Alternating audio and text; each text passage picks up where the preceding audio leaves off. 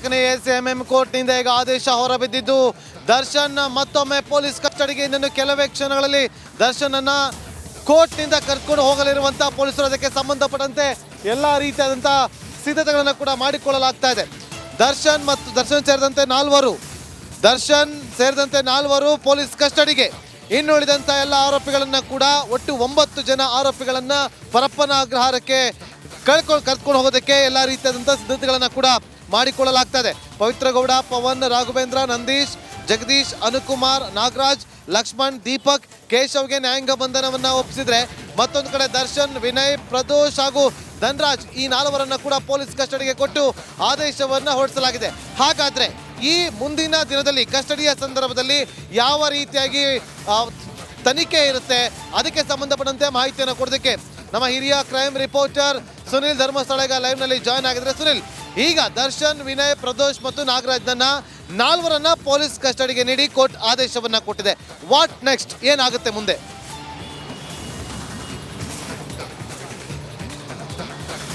S Nagendra, Renukaswamy ಕೊಲೆ ಪ್ರಕರಣಕ್ಕೆ ಸಂಬಂಧಪಟ್ಟಂತೆ ಇವತ್ತು ಆರೋಪಿಗಳನ್ನು ಕೋರ್ಟಿಗೆ ಪ್ರೊಡ್ಯೂಸ್ ಮಾಡಲಾಗಿತ್ತು. ಅದಾದ ನಂತರ ಹೆಚ್ಚಿನ ವಿಚಾರಣೆಗೋಸ್ಕರ ಈಗ 4 ಜನರನ್ನ ಪೊಲೀಸ್ ಕಸ್ಟಡಿಗೆ ನೀಡಿ ಕೋರ್ಟ್ ಆದೇಶವನ್ನು ನೀಡಿರುವಂಥದ್ದು. ಸಹಜವಾಗಿ ಒಂದು ಕುತೂಹಲ ಇರುತ್ತೆ. ಕಳೆದ ಹಲವಾರು ದಿನಗಳಿಂದ ಪೊಲೀಸರು ತನಿಖೆಯನ್ನು ಮಾಡ್ತಿದ್ದಾರೆ, ಹಲವಾರು ಮಹಜರು ಪ್ರಕ್ರಿಯೆ ಸೇರಿದಂತೆ ತನಿಖೆಯ ಪ್ರೊಸೀಜರ್ಸ್ಗಳನ್ನು ಪೂರ್ಣಗೊಳಿಸಿದ್ದಾರೆ. ಹಾಗಿದ್ಮೇಲೂ ಮತ್ತೆ ಯಾಕೆ ಈಗ ಕಸ್ಟಡಿಗೆ ತಗೊಳ್ಳುವಂಥದ್ದು ಅನ್ನುವಂಥ ಪ್ರಶ್ನೆ ಬರುತ್ತೆ. ಈ ಪ್ರಕರಣಕ್ಕೆ ಸಂಬಂಧಪಟ್ಟಂತೆ ಪ್ರಮುಖ ವಿಚಾರ ಅಂತ ಹೇಳಿದರೆ, ಇಡೀ ಪ್ರಕರಣದಲ್ಲಿ ನಟ ದರ್ಶನ್, ಅದೇ ರೀತಿಯಲ್ಲಿ ಸ್ಟೋನಿ ಬ್ರೂಕ್ಸ್ ಮಾಲೀಕರಾಗಿರುವಂಥ ವಿನಯ್ ಮತ್ತು ಪ್ರದೋಷ್ ಮತ್ತು ಇತ್ತೀಚೆಗಷ್ಟೇ ಅರೆಸ್ಟ್ ಮಾಡಿರುವಂಥ ಧನ್ರಾಜ್, ಈ 4 ಜನರನ್ನ ಕಸ್ಟಡಿ ತಗೊಳ್ಳೋದಕ್ಕೆ ಮನವಿಯನ್ನು ಸಲ್ಲಿಸಿರುವುದು. ಇದರಲ್ಲಿ ಎಂಟೈರ್ ಕೇಸ್ನ ಸಂಪೂರ್ಣ ಮಾಹಿತಿಗಳು ಗೊತ್ತಿರುವಂಥದ್ದು ದರ್ಶನ್, ವಿನಯ್ ಮತ್ತು ಪ್ರದೋಷ್ಗೆ. ಯಾಕೆಂದರೆ ಈ 3 ಜನರ ರೋಲ್ ಹೆಚ್ಚಾಗಿರೋದ್ರಿಂದಾಗಿ ತನಿಖೆಗೆ ಸಂಬಂಧಪಟ್ಟಂಥ ಮತ್ತಷ್ಟು ಸಾಕ್ಷ್ಯಗಳನ್ನು ಕಲೆ ಹಾಕುವಂಥ ಅಗತ್ಯ ಇರೋದ್ರಿಂದಾಗಿ ಈ 4 ಜನರನ್ನ ಕಸ್ಟಡಿ ಕೊಡಿ ಅನ್ನುವಂಥ ಒಂದು ಮನವಿಯನ್ನು ಸಲ್ಲಿಸಲಾಗಿತ್ತು. ಇದೇ ಒಂದು ಕಾರಣಕ್ಕೋಸ್ಕರ ಈ 4 ಜನರನ್ನು ಕೂಡ ಈಗ ಕಸ್ಟಡಿ ಕೊಟ್ಟು ಕೋರ್ಟ್ ಆದೇಶವನ್ನು ನೀಡಿರುವಂಥದ್ದು. ಅದರಲ್ಲಿ ಧನ್ರಾಜ್ನನ್ನು ಇತ್ತೀಚೆಗಷ್ಟೇ ಅರೆಸ್ಟ್ ಮಾಡಲಾಗಿತ್ತು ಮತ್ತು ಆತನ ಹೆಚ್ಚಿನ ಒಂದು ವಿಚಾರಣೆ ಮಾಡೋದಕ್ಕೆ ಸಾಧ್ಯ ಆಗಿರಲಿಲ್ಲ.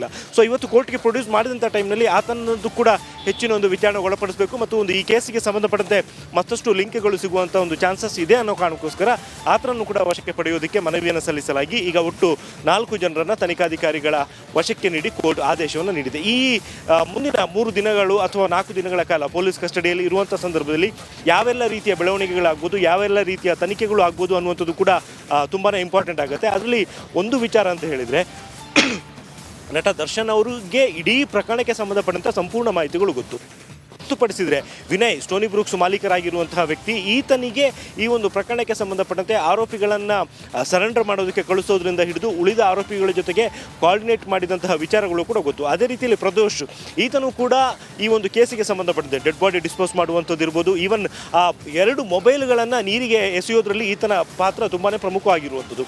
ಆ 2 ಮೊಬೈಲ್ಗಳು ತನಿಖೆಗೆ ಸಂಬಂಧಪಟ್ಟಂತೆ ತುಂಬಾ ಪ್ರಮುಖವಾದಂಥ ಸಾಕ್ಷಿ ಕೂಡ ಆಗುತ್ತೆ. ಈಗ ನಾಳೆ ದಿನ ಅದನ್ನು ಹುಡುಕಾಟ ನಡೆಸಿದ್ರು ಕೂಡ ಆ ಮೊಬೈಲ್ ಸಿಗುತ್ತೋ ಇಲ್ವೋ ಅನ್ನುವಂಥದ್ದು ಗೊತ್ತಿಲ್ಲ. ಆದರೆ ಅದಕ್ಕೆ ಹುಡುಕಾಟ ನಡೆಸುವಂಥ ಅಗತ್ಯ ಅಂತೂ ತುಂಬಾ ಇದೆ. ಏನಕ್ಕೆ ಅಂತ ಹೇಳಿದರೆ, ಈ 2 ಮೊಬೈಲ್ಗಳಲ್ಲಿ ಒಂದು ಮೃತಪಟ್ಟಂತಹ ರೇಣುಕಾಸ್ವಾಮಿಗೆ ಸೇರಿದ್ದು. ಆತ ಯಾವ ರೀತಿಯ ಮೆಸೇಜ್ಗಳನ್ನು ಕಳಿಸಿದ್ದ ಅನ್ನುವಂಥನ್ನು ಪತ್ತೆ ಹಚ್ಚಬೇಕು ಅಂದರೆ ಆತನ ಮೊಬೈಲ್ಗಳು ಸಿಗಬೇಕು. ಅದರ ಜೊತೆಗೆ ಮತ್ತೊಂದು ಮೊಬೈಲ್ ಇರುವಂಥದ್ದು ಆರೋಪಿ ರಾಘವೇಂದ್ರನಿಗೆ ಸೇರಿದ್ದು. ಈ ರಾಘವೇಂದ್ರನಿಗೆ ಸೇರಿದಂಥ ಮೊಬೈಲ್ನಲ್ಲಿ ಘಟನೆಗೆ ಸಂಬಂಧಪಟ್ಟಂಥ ಹಲವಾರು ವಿಡಿಯೋಗಳಿದ್ದಾವೆ ಅನ್ನುವಂಥ ಒಂದು ಮಾಹಿತಿ ಕೂಡ ಇತ್ತು ಮತ್ತು ಆತ ಕೂಡ ದರ್ಶನ್ ಸೇರಿದಂತೆ ಹಲವಾರು ಆರೋಪಿಗಳ ಜೊತೆಗೆ ನಿಕಟವಾದಂಥ ಒಂದು ಸಂಪರ್ಕವನ್ನು ಹೊಂದಿದೆ. ಈ ಕಾರಣದಿಂದಾಗಿ ಆ ಮೊಬೈಲ್ನು ಕೂಡ ಪತ್ತೆ ಹಚ್ಚುವಂಥ ಒಂದು ಅಗತ್ಯ ಪೊಲೀಸರಿಗಿದೆ. ಎಲ್ಲಕ್ಕಿಂತ ಪ್ರಮುಖವಾಗಿ ಪ್ರೈಮರಿ ಎವಿಡೆನ್ಸ್ ಆಗಿ ಕನ್ಸಿಡರ್ ಆಗುವಂತಹ ಒಂದು ವಿಡಿಯೋಗಳು ಕೂಡ ಆ ಮೊಬೈಲಲ್ಲಿ ಇರೋದ್ರಿಂದಾಗಿ ಅದನ್ನು ರಿಟ್ರೀವ್ ಮಾಡೋದಕ್ಕೆ ಬೇಕಾದಂಥ ಪ್ರಯತ್ನಗಳು ಕೂಡ ಆಗಬೇಕಾಗುತ್ತೆ. ಈ ಎಲ್ಲ ಕಾರಣಗಳಿಂದಾಗಿ ಪ್ರದೋಷ್, ಪರ್ಟಿಕ್ಯುಲರ್ ಆಗಿ ಆತ 2 ಮೊಬೈಲನ್ನು ನೀರಿಗೆ ಎಸೆದಿದ್ದು ಪ್ರದೋಷ್.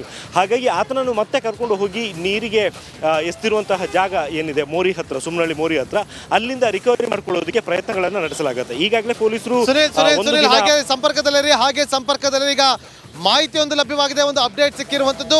ದರ್ಶನ್ ಸೇರಿದಂತೆ 4 ಜನರನ್ನ ಏನು ಕಸ್ಟಡಿಗೆ ಕೊಟ್ಟು ನ್ಯಾಯಾಧೀಶರು ಆದೇಶವನ್ನು ಹೊರಡಿಸಿದ್ರು. ಈಗ ಸಿಕ್ಕಿರುವಂತಹ ಮಾಹಿತಿ ಪ್ರಕಾರ ದರ್ಶನ್ ಮತ್ತೆ 4 ಜನರನ್ನ, ಒಟ್ಟು 4 ಜನರನ್ನ 2 ದಿನಗಳ ಕಾಲ ಕಸ್ಟಡಿಗೆ ಕೊಟ್ಟು ನ್ಯಾಯಾಧೀಶರು ಆದೇಶವನ್ನು ಹೊರಡಿಸಿದ್ದಾರೆ. ಅಂದರೆ ಶನಿವಾರದವರೆಗೆ ಕಸ್ಟಡಿಯಲ್ಲಿ ಇರ್ತಾರೆ. ಶನಿವಾರ ಸಂಜೆ 5 ಗಂಟೆ ಒಳಗೆ ಮತ್ತೊಮ್ಮೆ ಅವರನ್ನ ಕರ್ಕೊಂಡ್ಬಂದು ಕೋರ್ಟ್ಗೆ ಹಾಜರುಪಡಿಸಬೇಕಾಗುತ್ತೆ. ಅಂದರೆ 2 ದಿನಗಳ ಕಾಲ ಕಸ್ಟಡಿಗೆ ಕೊಟ್ಟು ಈಗ ಕೋರ್ಟ್ ಆದೇಶವನ್ನು ಹೊರಡಿಸಿದೆ. ಈಗ ನಮ್ಮ ಪ್ರತಿನಿಧಿ ಸುನಿಲ್ ಧರ್ಮಸ್ಥಳ ಈ 2 ದಿನಗಳ ಕಾಲ ಏನೆಲ್ಲ ತನಿಖೆ ನಡೆಯುತ್ತೆ, ಹೇಗೆ ಇರುತ್ತೆ ಅನ್ನೋದ್ರ ಬಗ್ಗೆ ಮಾಹಿತಿಯನ್ನು ಕೊಡ್ತಾ ಇದ್ರು.